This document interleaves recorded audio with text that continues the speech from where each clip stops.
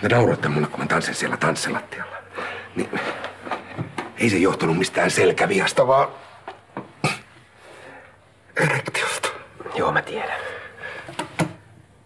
Näkyykö se niin selvästi? Ei. En mä usko, että sitä muut huomasi. No Liisa huomasi ainakin äsken. Mä en tajua, mitä tapahtui. Yhtäkkiä siellä tanssilattialla. Teltta heilati. Hei. Kalle, mulla ei ole mitään lihallisia haluja Katariinan suhteen. Uskothan sä sen? Totta kai. Sattuuhan noita.